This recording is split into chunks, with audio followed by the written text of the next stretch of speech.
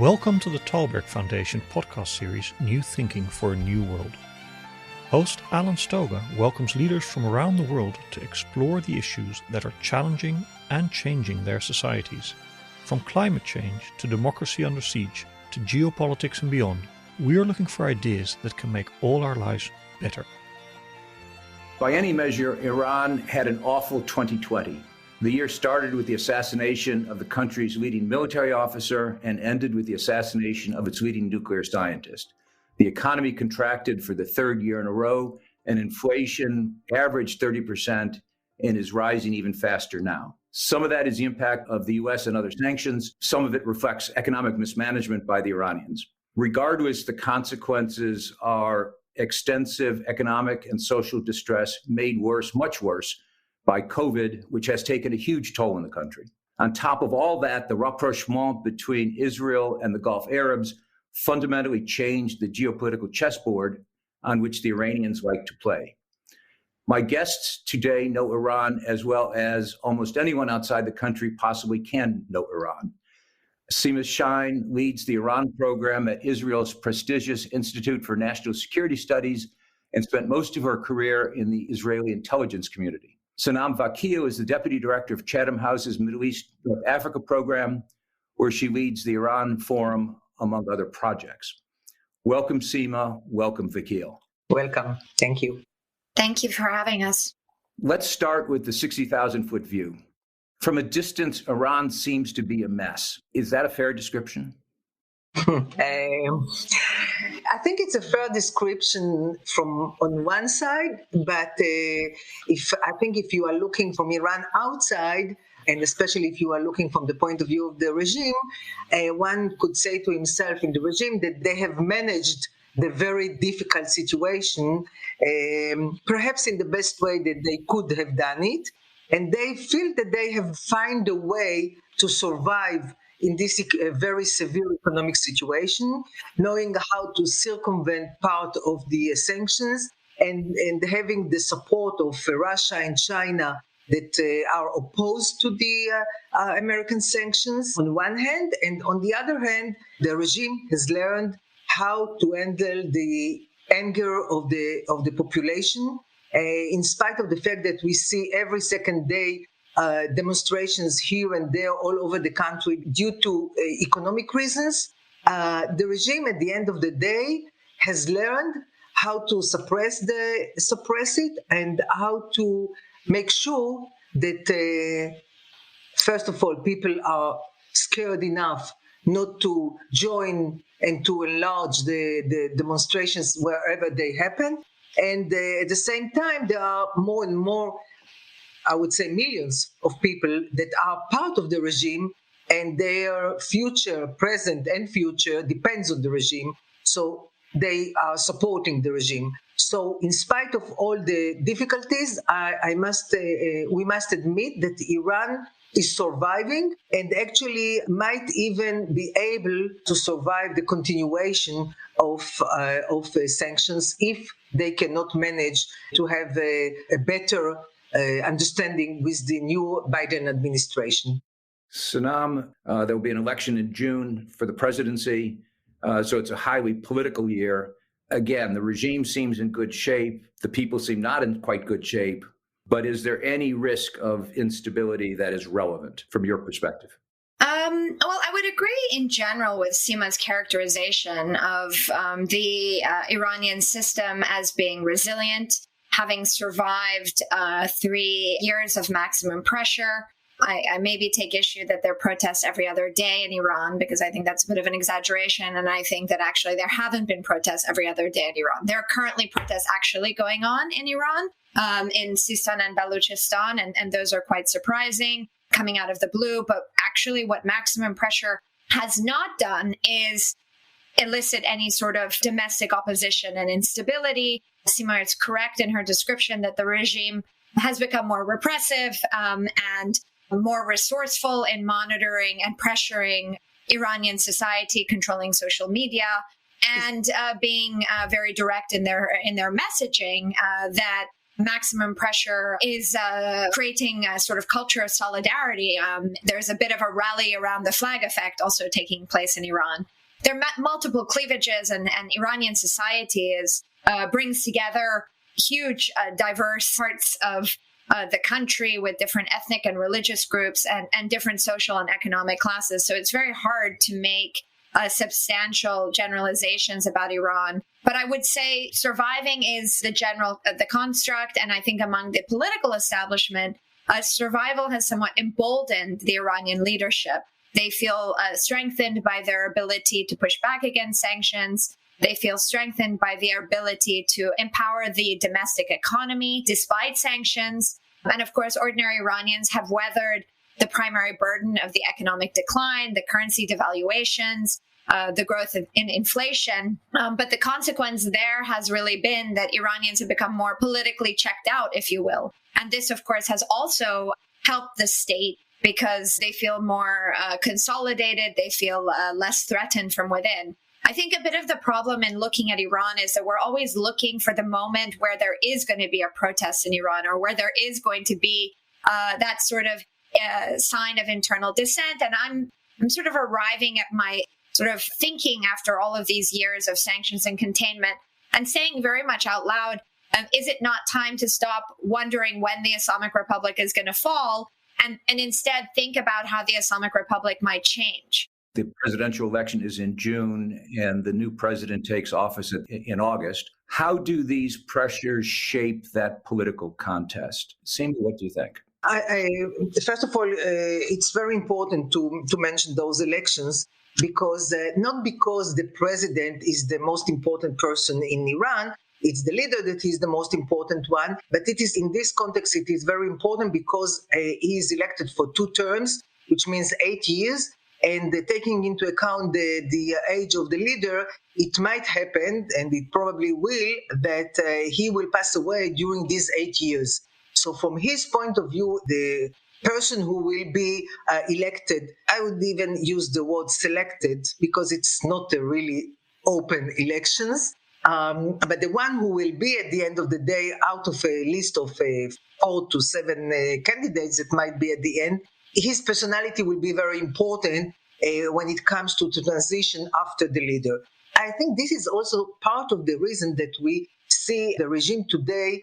We see the split in the positions of people in the regime vis-a-vis the issue of going back to any kind of an arrangement with the Biden administration. You see them much more tough on the conditions that they are putting because the issue became a political issue. And the other camp of Rouhani and Zarif, the other camp wants to make sure that no one that is close to the camp of Rouhani and Zarif, not that they are reformist or very moderate, but they are, I would say, more pragmatist, that no one of this kind will be a candidate and elected to the presidency. So I think that this time the elections are important. And of course, it will be very important to see the percentage of people that will go to vote. We saw in February there were elections for parliament. The outcome was a very low participation of the public. And this is also very important for the regime as a legitimacy that they are getting from the public. So these elections are important and they are affecting the current behavior of Iran. You mentioned the notion that we in the West have a bad habit of separating Iranian leaders into moderate, with air quotes, and conservative, with air quotes, which is probably, I won't say a simple typology, I'd say a stupid typology. You used the word pragmatic. Sanam, what is the right way to think about the leadership and indeed to think about the kind of president and perhaps supreme leader that will emerge out of the process that is now underway? It's quite complicated to simplify, Alan, but I would say that there are scholars that think that this factional description of conservative, pragmatic, and moderate is a bit outdated, and perhaps we need sort of new typologies for the system. My 2 cents on it is that, first of all, most of the Iranian political establishment does remain supportive of the Islamic Republic. So they share a common interest in preserving and protecting the Islamic Republic. The differences among the different political groups that exist in Iran, and the reason why we call them factions are there are no political parties are not permitted in the Iranian political system. So factions are a way of grouping them, but these factions are somewhat fluid, and your factional orientation on social or economic issues could be more liberal, but you could be more conservative on security-oriented issues. So there is not the same sort of party orientation that exists in the West. But what I do think is important here is that there is competition between these various groups inside Iran. And there's competition for influence, there's competition on policies. And in this election, the reason the competition is so fierce is that conservative factions, and they're not monolithic, there are a variety of conservative groups that compete. And it will be important to watch if they can align and unify around one candidate, or if they are going to run competing candidates, is that conservatives really see this as an opportunity for them to take hold of the presidency after 8 years of President Rouhani. And this competition in some ways is very much about allocation of domestic resources, allocation of domestic power. Also, as Sima alluded to, it's very much tied to factional unity as the state considers how to address Khamenei's succession upon his death. And the supreme leader might be considering a succession plan, and having factional unity might help facilitate that plan. But ultimately, I think also conservatives are quite competitive with pragmatists or reformists over their international relations, and specifically in their relationships with the United States. Conservatives, I think right now, think they could do a better job in reaching out to the Biden administration, playing tough perhaps, and arriving at maybe a stronger deal for Iran. Certainly the outcome of the parliamentary elections suggests that the range of the potential presidential candidates has narrowed. It's going to be, as you just implied, it's going to be some kind of conservative. Sanam, you have an asterisk that you want to add. I do want to add, I mean, we won't really know who the candidates are until mid-April, mid to late April, actually. And so I think it's really too early to say who is really throwing their hat in the ring if they're going to pass through the Guardian Council vetting. And reformists or pragmatic candidates have yet to really declare their intentions, besides a former reformist politician named Ali Motahari. And much of the reformist camp platform and potential legitimacy and support will really be drawn from their ability to engage with the Biden administration. It is believed that the beginning of negotiations, or the even success of negotiations, could really boost their chances. So while they are very much down, they are not completely out. And it's important not to write them off, because if the population does come out to vote, generally when they do participate in elections, they vote for moderate and reformist candidates. Let me pull on that thread. The population didn't vote in February. It was a very low turnout, as Sima, you already said. Do you think there is a chance that there will be a much broader participation, which probably would be required to elect or select a more reformist candidate? Is that possible? Is that likely? I think, first of all, we'll have to, of course, to look on the list of candidates that will be approved. My guess today is that no reformist will be on this list. As Sanam has said very correctly, if the people are able to choose from a list of candidates, they usually will choose the less conservative one. I believe that the leader will not allow anyone that is a real reformist to be on this list. So at the end of the day, it will be a list of conservative. The question will be who is more or less. That's my guess. Now, as to the outcome of the number of voting, and first of all, the regime is putting a lot of pressure on the population to vote. Sometimes they even put a stamp on their ID, and that sometimes when somebody is going to a new job, it is required to show that he participated. The regime wants to show a high legitimacy, as I said, and therefore it's important that the outcome of the election will show a huge number of participation. So I believe there will be a pressure on the population more than it was in the parliamentary elections. and therefore it will be less than it was in the past, but more than it could be if it was free, completely free.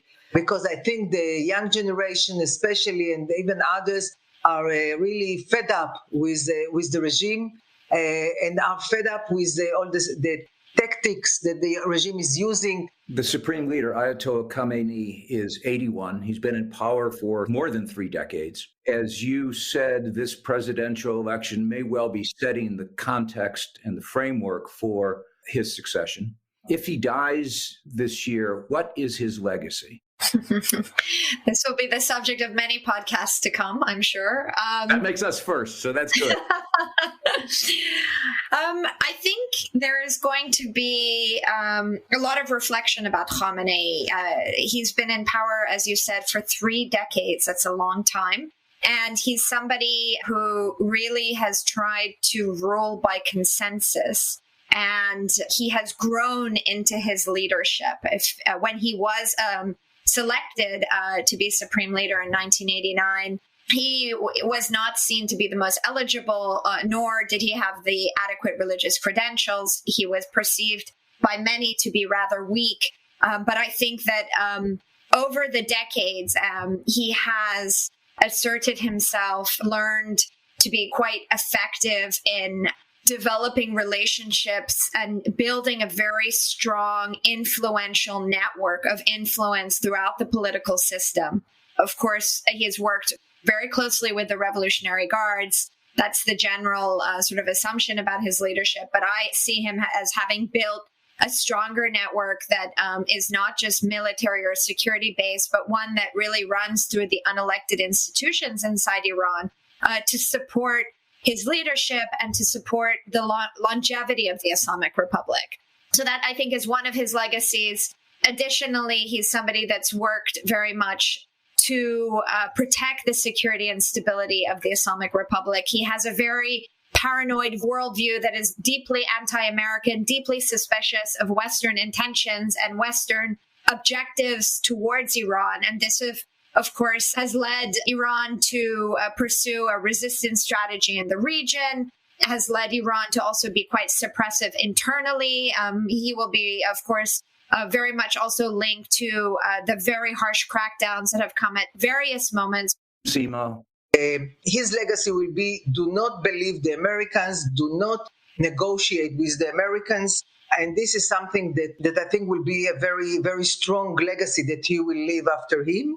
Of course, also the question of the balance of power. He has very much encouraged and supported the position of the IRGC. They will be very important after him. There are even, all different scenarios what will happen the day after, and 1 or 2 of them are that one that they will take the leadership, a kind not of a military regime but a military personality, or that they will put a weak personality and they will be in behind. So the IRGC is today very important, very strong, economically very strong, and politically. And if there is a major supporter of this regime and a guarantor of this regime is the IRGC, and I think this is part of his legacy as well. But at the same time, Iran will be different after Khamenei. I don't know to say in what direction, but this leader that has never got out of the borders of Iran, doesn't have any experience with the West, and is very religious and very conservative. I think in any case, after him, there will be a change. And of course, the question will be what will be the political arrangements that will take place after him.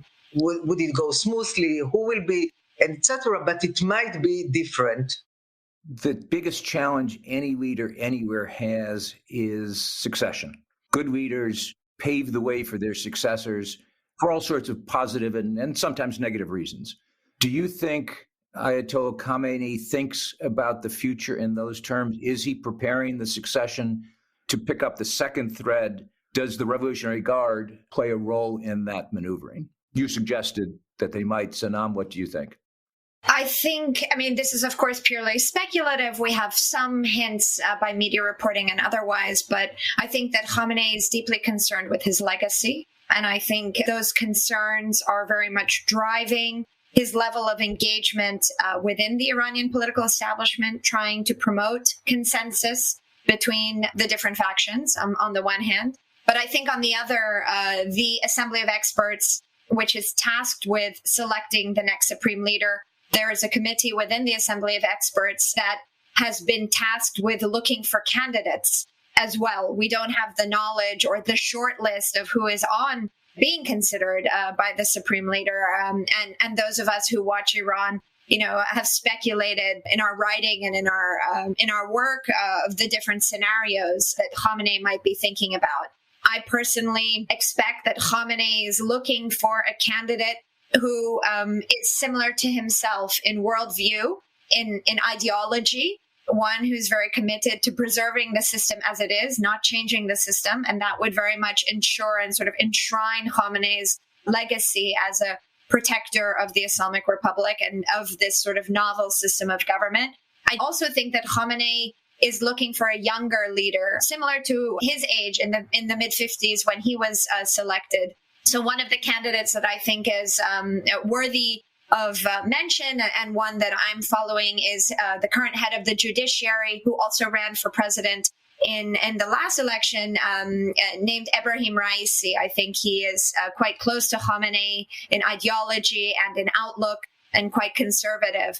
So he's someone that is on my radar. But of course, there are many scenarios that could emerge, and this is why institutional control of the system very much matters. The IRGC is an important driver, will be an important driver in this process, but it is not the only driver of this process. I keep referring to the consensus-based system, and I think that consensus will have to be developed among all of the institutions and all of the relevant members of the political elite. So having the elected and unelected institutions monopolized by conservatives will help facilitate consensus more directly, whereas reformists think, and this is why they think this election is so essential, that if they have control of the presidency, they can have some sway in the selection process. And because reformists very much represent the liberalizing views of the urban-based Iranian middle class, they hope to see a more moderate candidate be elected, someone like the first supreme leader, Ayatollah Khomeini's grandson, Hassan Khomeini, for example. So there are a number of contenders and scenarios, and we should be able. Iran is notoriously unpredictable. We always get it wrong, so naturally there will be some rabbit that will be pulling out of this hat for sure. Seema, you mentioned the IGRC. You've both mentioned the IGRC, the Revolutionary Guards.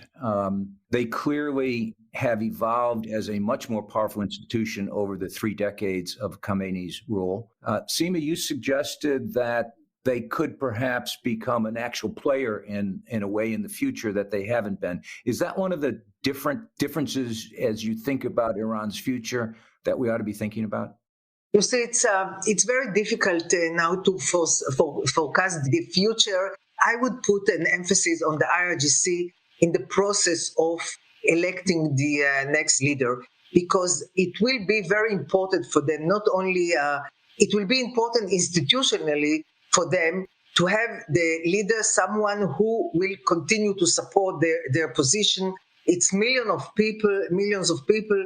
And it's very important, and they are important in their role as the one who guaranteed the regime. So I believe that even if they will not, I don't think they will take the power, meaning a kind of a military regime in Iran. I don't think, if you look at the history of Iran, it's not something that I give high chances. But I do think that they will be very important in their weight on the one that will be that will be elected or will have more support within this consultation that will take place. But it is a question, and over the years we have been asking ourselves how Khamenei will leave the scene. It is one thing if he dies tomorrow morning and he didn't prepare anything concrete, and it's a different thing if he is old enough in order to decide to step aside and himself organize the succession, which might happen also. So it depends very much on how and when it will happen. And therefore, it's very difficult to predict the chances for someone who is more reformist or more liberal or more wants to change the system a little bit, to open it more, are very, very small. And I don't see a real chance for someone that wants to change a little bit the hold of the regime on the population or something like that. We see what happened with Rouhani, that started with some small steps of a little bit opening with internet, with women in football and other things. This is something that the current regime thinks once you open a little bit, you cannot control the developments. Always when we are talking among experts, we say Iran prefers to have the Chinese model and not the Soviet Union model that was opening and then what happened. So I think, therefore, it will be very important for the IRGC, for the leader, for others, to see someone more similar to the current leader than to anyone like Khatami in the past or something like that. Let me ask just one contextual question. Is this a year when Iran is going to be interested in activities outside its borders? That is to say, for domestic, political, social reasons, for control reasons, how likely is it that the Iranians will act up or act out in the Gulf, in the neighboring countries? Who first? Whomever would like to go first. Okay, I'll take it. I think that, first of all, we all remember that Iran is already operating outside its borders. For the first time in its history, it decided to send the IRGC personnel and army and militias and others to Syria to kill Syrian people and to support the regime. So if we had to guess, we already have the answer to that. The answer is yes. Iran is willing to promote its interests, it's what it perceives to be its national interest, also by using force, its own force. And that in Syria, the first example, you mentioned specifically the Gulf. I think that in the Gulf, the situation is quite delicate. On one hand, we have a huge American presence in Qatar and in Bahrain, and the small one in Saudi Arabia. So it's difficult, or I would say it's impossible for Iran to act in the same way that we saw them acting in Syria. So I don't see a scenario where Iran is trying to invade one of these countries or something. But we already saw Iran sending missiles to Saudi Arabia, to its oil facilities. And we saw the sabotage that they have been doing to ships in the Gulf, close to Oman. And we saw also their support to internal groups in those countries, Shia opposition groups. So I do think that Iran, I don't see Iran sending its army or trying to do something like that, like what Saddam Hussein did to Kuwait or something like that 2 decades ago, or Sweden. But doing different things that might jeopardize the stability of these regimes, I do see it possible, and even more than that. At the same time, since those countries understand the potential and the balance of power, they are trying, I think, in the last year even more, to come to kind of terms with Iran. There are those that are closer to Iran, there are those that are less close, but I do think that they are trying to find a kind of a modus vivendi with Iran, and at the end of the day, Iran is stretched enough in Syria, in Iraq, with the Houthis in Yemen. I think it's enough for Iran. Final question, Sanam. You mentioned Rally Around the Flag earlier in the context of this year and politics and the election. Do you worry the Iranians are a little more adventurous in order to produce the kind of election result they want? No, I don't actually think that Iran would be provocative within the region in order to drive outcomes domestically. I think that any Iranian provocation in the region will be very much linked to the progression of talks with the United States and with Europe over JCPOA compliance. I think the issues, while connected, Iran wouldn't compromise domestic stability in that kind of way, but it will be very willing to transfer pressure regionally, to up the ante and show that it's willing to take risks as it has in the past, in those instances that Seema made reference to, for example, in order to push the U.S. either to respond or to accelerate nuclear negotiations. I think that the JCPOA and compliance and that space for negotiation is